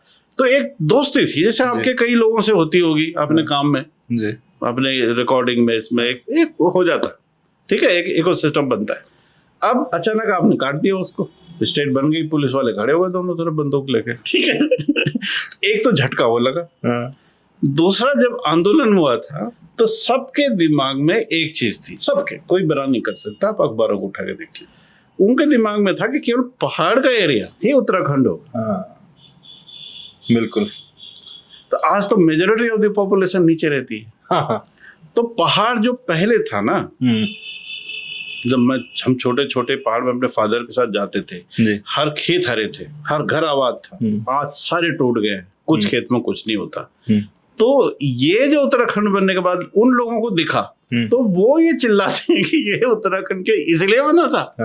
तो उनकी बात गलत तो कहीं से नहीं है, ठीक है कि नहीं। हम खुद वो हैं, हमारे फादर गांव के लोगों को डांटते थे कि खेत के मेंढ में आपकी बेल क्यों नहीं हो रही है, मेंढ क्यों खाली है। सीट रखते थे अपनी गाड़ी के आगे, सीट देते थे, ले उठाओ इसको बो, और हम गाड़ी के पीछे बैठा। It was a learning. उस समय तो मैं घूमने जाता था जबरदस्ती मार पिटाई करके कि मैं जाऊंगा। पर तब मैं, आज मुझे लगता है यार मैं उन्हीं जगह जाता हूँ, वहां वो मकान टूटे में, पानी सूखा हुआ है, जानवर होते थे, कई बार वो घी लेके आता था, खीरा लेके आता था, मेरे फादर को पैसे देते थे 5 रुपए 10 रुपए, और कद्दू लेके आता था, और हम फिर घर जाते थे। आज वही जगह, सड़कें तो पहले खराब थी, अब शानदार है, ठीक है, लेकिन वो खेत बंजर है, जानवर तो है नहीं, मकान टूटे हुए, रोना आता है देखिए। तो जब आदमी, मेरे अंदर आक्रोश आता है, मैं कई बार अपने, कोई नहीं मिलता तो ड्राइवर से पूछता हूँ यार इसलिए बना ये उत्तराखंड, ये तो सो गया पूरा, इश्यू तो है। कुछ लोग कहते हैं कि वहां पर राजधानी बना देंगे। मुझको एक बात समझ में नहीं आती है कि एक राजधानी कैसे इंश्योर कर लेगी पूरे प्रदेश के विकास को, हिल को। और राजधानी भी मैं तो कहता हूँ बनाओ, लेकिन अब उसमें खाली एक बिल्डिंग बना के थोड़ी काम होगा। जो जाएगा उसके बच्चे पढ़ेंगे, उसको एक होटल चाहिए, एक यूनिवर्सिटी चाहिए, एक मेडिकल कॉलेज, एक अच्छी हेल्थ फैसिलिटी चाहिए, उसको एक ट्रांसपोर्ट चाहिए। तो आप तो मून में भी बना दीजिए, आदमी चला जाएगा। मुझे खुद पता है, जब वहां लोग जाते हैं तो कितनी लोग रुद्रप्रयाग से भी अप डाउन करते हैं, नीचे का जो अफसर होता है, आप तो देखते होंगे। तो अगर 20-22 साल में हम लोगों ने अभी स्थिर नहीं किया, भाई देहरादून में ही बना दो, लेकिन एक जगह कम से कम बोलने को तो राजधानी है। हालांकि देहरादून में जब से ये जो भी राजधानी का ये चला है, मतलब है राजधानी तो यही है, चाहे आप इसको टेम्पररी राजधानी का हो या नकली राजधानी का हो, है तो यही। लेकिन आप देखिए उससे कितना क्राउड हो गया है, सबको काम यही पड़ता है। बट ये कभी आपको ऐसा लगता है कि टेम्पररी की भी एक एक्सपायरी डेट हो ही जानी चाहिए, क्योंकि 24 साल से टेम्पररी यही तो, इसीलिए तो ये आक्रोश, ये तो लोग जो खड़े हो जा रहे हैं ये इसीलिए है कि जो हिल था वहां पे आप देख रहे हैं क्या हो रहा है। जो मैंने आपको बता दिया, मैंने क्या बताना है, आप एक गाड़ी में बैठिए और जाइए, अब देख के आ जाइए। किसी पुराने आदमी से पूछ लीजिए, पहले तो आदमी नहीं मिलेगा वहां पर, वो भी नीचे आ गए ना, टाउनशिप में आ गए। हाँ। जो माउंटेन सिटीज जिनको हम बोलते हैं वहां आ गए, तो वहां तो कोई है नहीं। दूसरा जो लोग हैं भी उनको कोई बहुत ज्यादा ऊपर लेना देना है नहीं, तो आप कोई स्कीम्स चला लीजिए, आप कुछ कर लीजिए, लेकिन ये जैसे कहीं पे पैंट फटती है तो आप उसको सील लेते हो, ठीक है ना, fire brigade approach kind of thing. तो अगर मैं वहां कुछ करता भी हूं तो मैं कहूंगा यार कोई नौकर दिला दो मुझे, ठीक है ना। तो ये सारी बातें हैं। ये अगर आप हिमाचल को देख लीजिए, दे हैव इंश्योर्ड, देखिए एक फंडामेंटल डिफरेंस है, दे हैव इंश्योर्ड कि हर घर में सड़क हो। पहले था हर गांव में सड़क हो, और आप उनके पहले मुख्यमंत्री का स्टेटमेंट पढ़ लीजिए, वाईएस परमार का। जब वो सड़कें गांव तक ले जा रहा था तो उसका लेक्चर है कि मैं नहीं चाहता कि इन गांव में इन सड़कों से तहसीलदार जाए, पटवारी जाए, मैं चाहता हूं कि इन सड़कों से शिक्षक जाए, डॉक्टर जाए, साइंटिस्ट जाए। और यही कारण है कि वहाँ घर घर में सेब है, हॉर्टिकल्चर है। अच्छा, वो हॉर्टिकल्चर के सब्जियों पे नहीं गए, वो सीड्स पे गए। हाँ, गोभी मिलती है 2 रुपए किलो सीजन में, बल्क में। सीड होता है 60,000 रुपए किलो, ठीक है। आज भी हम लोग सारा सीड खरीदने वहां जाते हैं, मशरूम का स्पॉन लेने वहां जाते हैं। देखिए एक पॉलिसी थी, लेकिन सारा ठेका सरकार ने लिया बेचने का। सीड्स उनके अपने छोटे छोटे सेंटर्स हैं, वो लेते हैं सीड्स, बेचते हैं, ठीक है। उसके बाद आने वाले सरकारों ने क्या किया, they ensured road in every house, not only village. आप अपने गांव फिर घर कैसे जाओगे, अभी आप जाएंगे तो उनके घर में भी सड़क है। दूसरा, वहां जो पोस्टिंग्स होती है टीचर्स, इसकी सबके लोकल है, जो वो शाम को घर आता है, ठीक है। आपने सुना नहीं होगा किसी का शिमला में मकान है, सुना है, धर्मशाला में मकान है, नहीं, उनका मकान वही है जो घर में, वही पूरा वेस्टर्न घर है उनका, शानदार घर है उनके, विलास है, कार खड़ी है, धंधा खेती भी हो रही है, एप्पल और चाट भी हो रहे हैं, और नौकरी भी हो रही है। दूसरा, परमार साहब ने क्या किया था, उनका एक, वैसे लोग ऑन कैमरा बोलते नहीं है, लेकिन उन्होंने एक क्या किया था, सैटरडे छुट्टी करी थी, और उनका एक इनडायरेक्ट था कि मंडे को कोई देर से भी आए तो उसको कोई कुछ बोलेगा नहीं। क्यों? कि फ्राइडे शाम को बस में बैठ के गाँव जाएगा, अपनी खेती बाड़ी देखेगा, और मंडे को सुबह बस में बैठ के ऑफिस आएगा। वहाँ के लोग मुझे बताते हैं, मैं कई बार वहाँ, मैं क्योंकि IMI के लिए काम करता हूँ, जो पूरे हिमालय राज्यों के लिए काम करता हूँ, तो मैं हर जगह जाने का मौका मिलता है, मैं डीप लोगों से बैठता हूँ, सा खाना खाता हूँ, उनसे पूछता हूँ, तो बड़े प्यार से बताते हैं। तो दिस इज हाउ वो बिल्ट अप वो है। यहाँ क्या है, हर आदमी खड़ा है कि मेरे को देहरादून दे दो, उसकी गलती नहीं है, माना उसको कोई हेल्थ इश्यू नहीं है, तो अपने उस बाहर में अपने को ठीक कहाँ से कराएगा। तो उसके एलिंग पेरेंट्स हैं, मैं खुद देखता हूँ, मैं तो अभी बहुत बड़े हॉस्पिटल को भी देखता हूँ, तो ऐसे मुझे कई रोज सुनने को मिलते हैं, आने को, वो कहते हम क्या करें, जेन्युइन प्रॉब्लम। तो सारे के सारे सेंट्रलाइज उधर हल्द्वानी में हो गए, रुद्रपुर में आ गए, यहाँ ऋषिकेश, देहरादून, हरिद्वार जो उधर का है, हरिद्वार, तो सब लोग नीचे आ गए हैं, क्योंकि उनको कम से कम एक बेसिक फैसिलिटीज यहाँ मिल जाती। तो ये बहुत बड़ा कारण है कि ये पहाड़ खाली हो रहे हैं। लेकिन जो 21st सेंचुरी है वो पहाड़ों की है। कोविड ने सबको दिखाया ना, लोग ढूंढ ढूंढ के अपने घर आए, कस्तूरी यही है तो यही है। इसलिए मैं अभी भी सोचता हूँ कि हमारे लिए एक बहुत ही ब्रिलियंट स्मार्ट प्लान जरूर वर्कआउट होना चाहिए, बड़े लेवल पे। ये मैं बहुत ही सिंसियरिटी और जिम्मेदारी के साथ कह रहा हूँ। जो लोग हिल्स के बारे में जानते हैं, ज्ञान रखते हैं, वहाँ रहे हैं, पढ़े लिखे हैं, उन लोगों को कोई एक बहुत अच्छा प्लान लेकर के आना चाहिए, और कम से कम 20-25 साल का प्लान लेके आना चाहिए। Short term means 5 years, mid term means 15 years, long term means any time after 25 years। जैसे आप जापान चले जाइए, उनके 25 years के प्लान होते हैं। उनकी नकल में हमने भी विजन 2020 चलाया था। 2020 कब निकल गया किसी को हवा ही नहीं लगी, और बड़ा बड़ा लिखा गया था 1995 में। विजन 20 मैं भी एक पार्ट था। अच्छा, कि ऑटोमोबाइल सेक्टर में ये करेंगे, हर्बल सेक्टर में ये करेंगे। जो 300 मिलियन डॉलर इकोनॉमी हर्बल की उस समय प्लान में लिखी गई थी। 300 मिलियन तो 3 साल के बाद हो गई थी। अच्छा। वैसी ऑटोमोबाइल सेक्टर में जो आज हो रहा है, ये किसी ने नहीं सोचा था। इसलिए मैं एक बहुत बड़े प्लान के फेवर में नहीं हूँ। लेकिन क्योंकि आपको नहीं पता होगा, आप यहाँ पहुंच जाओगे जी। Nobody knows। करेक्ट। तो देयरफॉर पर एक आदमी के अंदर एक नक्शा होना चाहिए कि हमको अपनी प्रॉब्लम तो पता है। हमें लैंड इश्यूज हैं, सिटीजनशिप मतलब जो अपना मूल प्रमाण पत्र जो भी है, ये एक इश्यू है, जॉब एक इश्यू है। ये कुछ वीकनेसेस है हमारी, लेकिन हमारी स्ट्रेंथ भी है। We have huge land area, we have good climate, we have natural resources, we have herbal resources. एक मॉलिक्यूल पे कोस्टा रिका की इकोनॉमी चलती है, मॉलिक्यूल पे, एक प्लांट इतना उसके पेटेंट से कमाते हैं। हम भी कर सकते हैं, लेकिन उस समझ वाले लोगों का टोला होना चाहिए। वो एक कमी मुझे यहाँ पर लगती है, क्योंकि मैंने कई बार कोशिश भी करी, कुछ ग्रुप यहाँ बने भी, लेकिन वो पहली और दूसरी मीटिंग में लड़ जाते हैं। एक बोलता है मैं ठीक हूँ, एक बोलता है ये बेवकूफ है, तो वो भी कहता अच्छा तुम भी कर लो, और फिर वो तीसरे दिन कई ग्रुप यहाँ बनते टूटते देखे मैंने। वो जैसे आकाश से तारे गिरते हैं ना, तो मैंने कई देखे हैं कि ऐसा नहीं है, लोग सोचते नहीं है। कई विचारवान लोग हैं जिनको चिंता रहती है, वो अपनी फ्रस्ट्रेशन निकालते हैं। कई बार वो ग्रुप बनाते हैं, 2-3 बार मिलते, फिर वो झगड़ जाते हैं। ठीक है। तो लेकिन ऐसा है कि अगर आप सक्सेस स्टोरीज पढ़ें जो अच्छे कंट्रीज रहे हैं, अच्छे स्टेट्स रहे हैं, जैसे आप बेंगलोर का एग्जांपल दे दिए, 3 इंडस्ट्री वालों का दिमाग था और एक मुख्यमंत्री का सपोर्ट था। They have converted, Hyderabad have converted, Amazon का सबसे बड़ा काम। लेकिन कुछ लोग थे उसके पीछे ब्रेनी, वो लड़े नहीं। बेंगलोर वाले तो बाद में लड़ गए थे, 3 अलग हो गए थे एयरपोर्ट के इशू लेकर। एक ने बोला कि नहीं बनना चाहिए वहां पे, एक ने बोला बनना चाहिए। ठीक है, लेकिन हमारे यहाँ तो उस लेवल पे भी नहीं आ पाए लोग।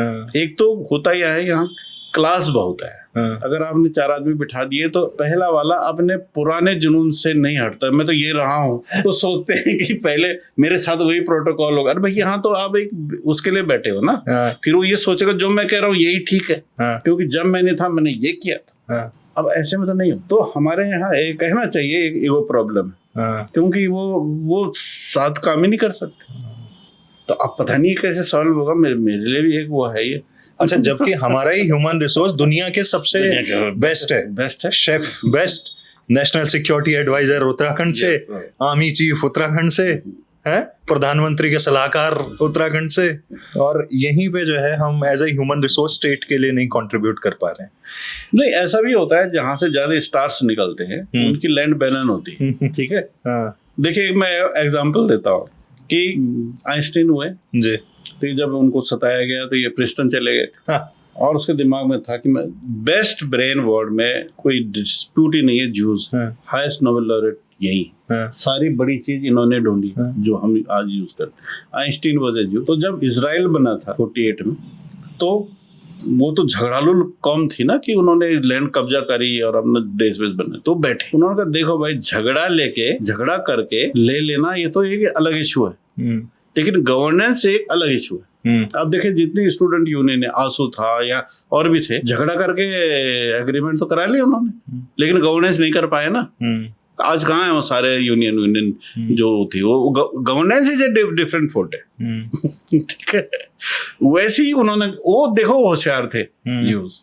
उन्होंने कहा देखो, हमने झगड़ा करना हमें आता था, गुरिल्ला फुरिल्ला ये सब आता था, हमने ले लिया, लेकिन अब हमें चाहिए राष्ट्रपति चाहिए वो जीनियस। उन्होंने कैसा करते हैं, आइंस्टीन को चिट्ठी लिखते और उससे कहते हैं भाई राष्ट्रपति बन जा। They wrote a letter to Einstein offering for this. ये पहला एग्जांपल है वर्ल्ड का जिसमें एक साइंटिस्ट को आमंत्रित किया गया राष्ट्रपति बनने के। उसके बाद हम थे जिन्हें अपने अब्दुल कलाम साहब को बनाया। तो आइंस्टीन को जब चिट्ठी मिली, ही शॉट बैक, उसने लिखा कि देखें राष्ट्रपति आपको मिल जाएंगे, आप और ढूंढ लो। लेकिन जो काम मुझको मैंने जो सोचा है करने के लिए वो दुनिया में कोई नहीं कर सकता, तो मुझको तो यही रहने दो। उसके बाद वो जीता हो, उसने नोबेल किया जो थ्योरी ऑफ रिलेटिविटी बनाई, उसने देखिए उसने भी मना कर दिया। ये वो जानता था कि गवर्नेंस मेरा काम नहीं है। यहाँ क्या मुझको कहेंगे कि तेरे को ये बना दे तो मेरा, अरे साहब कब एक चिट्ठी मेरे गाड़ी चाहिए उसमें बत्ती बुत्ती लगा दो, वाह मैं तो वो ये नहीं कहेगा ये मेरे बस का है कि नहीं है। This is the difference. तो एक गवर्नेंस एक अलग फोर्टे होता है। और तो अब जैसे आंदोलन कर दिया, क्या आंदोलन वाले गवर्न कर पाए ये बताएंगे। दिल्ली के कॉन्टेक्स्ट में क्या? नहीं, मैं उत्तराखंड के कॉन्टेक्स्ट। अच्छा, दिल्ली में कौन सा आंदोलन हुआ? अन्ना हजारे वाला, उसमें से 3 बार के मुख्यमंत्री निकल गए। They were not indigenous people out there. Delhi तो belongs to no one. हाँ, सबकी है और किसी की नहीं में है। तो सारे कोई पंजाब, राजस्थान, हिमाचल, यहाँ के उत्तराखंड, हाँ, यूपी, बिहार, हाँ, लेकिन यहाँ तो सन ऑफ द सॉइल वाला इशू है ना। यहाँ तो हम लोगों को यहाँ कुछ वो होता है तो हमें दर्द होता है। दिल्ली में हो जाए तो हम न्यूज में देखते हैं, हाँ ये हो रहा है, उसको यहाँ कहाँ जोड़ रहे हो आप? लेकिन यहाँ जो उत्तराखंड बनाने के लिए जो आंदोलन हुआ, बहुत बड़ा आंदोलन हुआ जी, ठीक है ना, कई लोग मरे भी बेचारे, तो वो गवर्नेंस में कहाँ आ पाए आप बताइए, कहाँ है गवर्नेंस? क्योंकि governance is that, politics is different. और आते हुए तो वही हाल होता है जैसे और स्टेट्स में हुआ। ये मैं बड़ा अच्छे से कन्विंस्ड हूँ। तो अगर आपको स्टेट लेना, आपने ले लिया, लेकिन गवर्नेंस के लिए आप प्रबुद्ध आदमी ढूंढिए। अब मैं ये कहता हूँ कि प्रबुद्ध आदमी ढूंढे, किसी को आप अप्रोच करो, तो वो क्या होता है कि वो जो उनको लाता है वो सोचता है कि मैं इसको वो करूं। ऐसे कई एग्जाम्पल है, बड़े बड़े पढ़े लिखों को इस लाए लोग, एक दो हैं मेरे पे एग्जाम्पल, मैं नाम इसलिए अब नहीं लेता कि वो बेचारे हम नाराज हो जाएंगे। उनसे कहा कि आप चुनाव लड़ो, उसने कहा देखो मेरा है भारी भारी स्टेचर, तो मैं अगर लड़ूंगा तो निर्विरोध करना। तो बाकी तो सब तैयार हो गए थे, जो लोग उसको लाए वही उसके खिलाफ खड़े हो वो भाग गया, उन्होंने कहा भाई यहाँ मैं कभी नहीं आऊंगा। तो अगर किसी ने कोई नाम कमा लिया, माना आप हमारा डिफेंस का भी बन गया, जो भी है बड़े बड़े लोग बन गए हमारे, जरूरी नहीं है कि वो गवर्नेंस के लिए ठीक है। इस चीज को आप लिख लीजिए। कोई बहुत बड़ा आदमी बाहर बन गया या यहाँ भी बड़े बड़े आदमी यहाँ के, जरूरी नहीं है कि आप वो पॉलिटिक्स करेगा और गवर्नेंस में बड़ा सक्सेसफुल होगा। मैं एग्री नहीं करता। उसके लिए वो जीनियस होना चाहिए, वो कम ही लोगों में देखने को मिलता है। तो लक है, कभी मिल जाते हैं वो लोग, कभी नहीं मिलते हैं। ये है यहाँ का। बढ़िया। तो जिस वक्त पे लोग इस पॉडकास्ट को देख रहे हैं, रामलीलाओं का दौर चल रहा है। तो आपसे अगर पूछना चाहूं, क्योंकि आपके आर्टिस्टिक टाइप के आदमी हैं, मतलब साइंस तो है ही, योग में भी मजा आता है, ह्यूमर में भी, कुकिंग का शौक, घूमने फिरने का, मध्य प्रदेश आपके दिल में बसता है। मुझे लगता है अगर आपको जबरदस्ती नहीं बुलाया जाता तो मैं वही रहता, मेरा तो घर था। तो आपका दिल जो है, और हिंदुस्तान का दिल भी कहते हैं उनकी कैंपेन में वो लोग। रामलीला में कौन सा कैरेक्टर आपको सबसे बढ़िया लगता है? ये तो मगर एक कैरेक्टर की तारीफ करूं तो दूसरा कैरेक्टर नाराज हो जाएगा। अच्छा, ठीक है। लेकिन देखिए रामलीला में जो सबसे अच्छा कैरेक्टर है, अगर आप सारी रामलीला को देख लें तो हनुमान का है। हनुमान की विशेषता ये है कि उसने किसी पॉइंट ऑफ टाइम में पॉलिटिक्स नहीं करी। बाकी सबने कुछ ना कुछ करा, सबने कुछ ना कुछ करा, लेकिन उसने शुरू से आखिर तक वो समर्पित रहा राम के लिए और सफल रहा, बलशाली रहा। और कभी भी लक्ष्मण को भी लक्ष्मण शक्ति लग गई थी, राम भी दुखी हो गया था, सीता कहाँ गई? ठीक है, ठीक है। रावण भी बड़ा परेशान हो गया था, मेघनाथ, विभीषण, सीता, वहां नाक कट गई, किसी का कुछ हो गया, किसी के जटायु को काट फाड़ दिया, मतलब हर आदमी पिटा उसमें कहीं ना कहीं। आप पूरा देख लीजिए, बलशाली से बलशाली कैरेक्टर, उसमें कहीं ना किसी मोड़ पे चिंतित हुआ हुआ। लेकिन हनुमान ऐसा कैरेक्टर है कि एक पौधे के लिए लाया, वो पहाड़ ले आया उठा के। ठीक।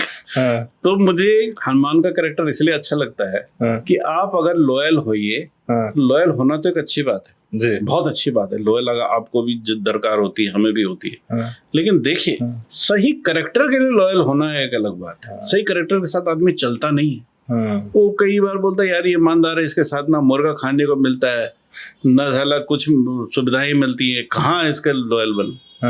और लॉयल आजकल लॉयल उसी के होते हैं जिसको खूब मलाई मिलती खाने। हाँ, उसको क्या मिला हनुमान को? हाँ, कोई मावा मिष्ठान मिलते थे क्या हनुमान को खाने के लिए? हाँ, वो तो कंदमूल फल ही खाता था ना। लेकिन उसने एक सही कैरेक्टर को जो सच के साथ खड़ा था उसका लॉयल बना रहा। इसकी जगह कोई और होता तो रावण की तरफ मिल जाता, कह देता एक कोठी दे दे भाई मेरे को, उधर चला जाता। मेरे को तो सारे राम के सीक्रेट पता। तो मुझे हनुमान का और बलशाली रहा है, कोई दब्बू कैरेक्टर भी नहीं रहा कि लॉयल है पिट रहे, वो पिटा भी कहीं नहीं। इसलिए मुझे वो बहुत अच्छा लगता है कि हमेशा उसने जीत दर्ज करी, हो रहा है, निडर रहा है और एक सही कैरेक्टर के साथ रहा है। Had he been with Ravan तो मेरा वो कैरेक्टर नहीं बनता है। सही आदमी के साथ लॉयल होना बहुत बड़ी बात है। लॉयल होना एक बड़ी बात है कि सही आदमी के साथ लॉयल होना, ये बहुत बड़ा टेस्टिंग। और जो थोड़ी बहुत फ्रस्ट्रेशन आई भी होगी तो लंका फूक दी, वहां निकाल दी। एग्रेशन दिखाया उसने, क्या समझते हो, फूक दी लंका और लोग ताली बजाते हैं। और लंका दहन तो आज भी रामलीलाओं में आदमी कहता है लंका दहन देख के आएंगे। लंका देख के आए, ठीक है ना। हवा में जाना हो हवा में गया, समुद्र में जाना है समुद्र में गया, जमीन में जाना है जंगल में जाना है जमीन। ऐसा कौन सा कैरेक्टर है सारे रामायण? बूटी लाओ का तो पहाड़ ले आए पूरा। ऐसा कौन कैरेक्टर है? मेरे ख्याल से मेरे को तो यही लगता है हनुमान का रोल अच्छा। जबरदस्त। तो ये बेहतरीन आज बातचीत हमारी, और पूरा वर्ल्ड घूम लिए, झीलों की बात हो गई, डल में लाइवली की बात हो गई, सारी बातें आज हमने कर ली। तो बड़ा अच्छा लगा यहाँ आए हमारे ओहो रेडियो के इस पॉडकास्ट में और ये ब्रांड न्यू स्टूडियो के अंदर, और मैं उम्मीद करूंगा इसी तरह आप आते रहिए। और नहीं, धन्यवाद, आपके साथ काफी समय के बाद आज बात हुई। और आपके लिए भी मैं ये बोलना चाहूंगा कि आप जो शुरू में मेरे पास आए थे, आप नए नए आए थे, आपने भी एक अपॉर्चुनिटी कॉस्ट को कॉम्प्रोमाइज किया। मैं तब सोचता और आपने अपना एंटरप्रेन्योरशिप बनाया। Thank you so much sir ji.